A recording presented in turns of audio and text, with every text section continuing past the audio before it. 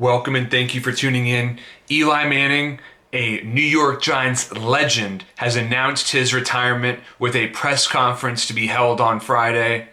Now, Manning retires as one of the greatest quarterbacks to ever play the game. That may sound funny, but the reality is only 13 quarterbacks in NFL history have multiple Super Bowl rings.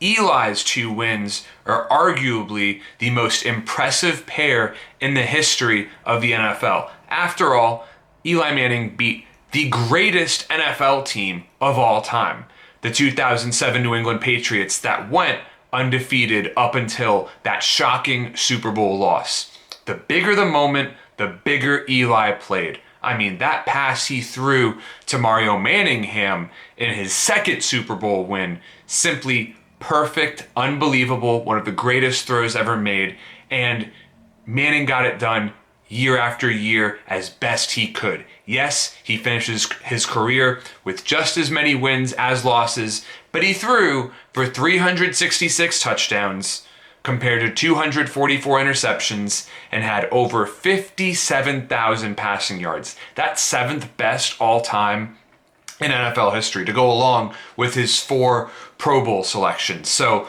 a great litmus test of whether or not you should take an NFL fan seriously is if they believe Eli Manning belongs in the Hall of Fame. To say that he does not belong just because he had some really bad teams that he played on is absolutely ridiculous.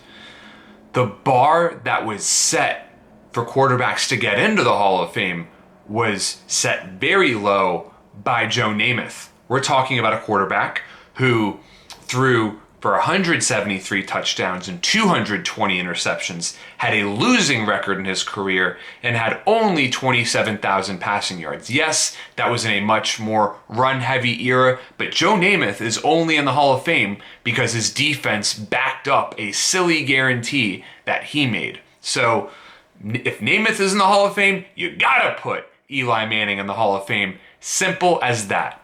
2 rings, beat Tom Brady, the greatest quarterback of all time, twice in the Super Bowl, and just an outstanding quarterback. He was just an exemplary leader for the Giants year after year, in good times and bad.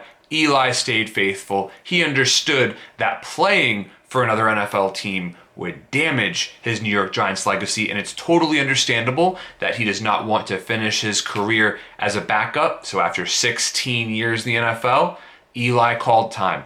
Totally understandable, but at the end of the day, you can mock Eli all you want, but he is a bona fide, surefire Hall of Famer.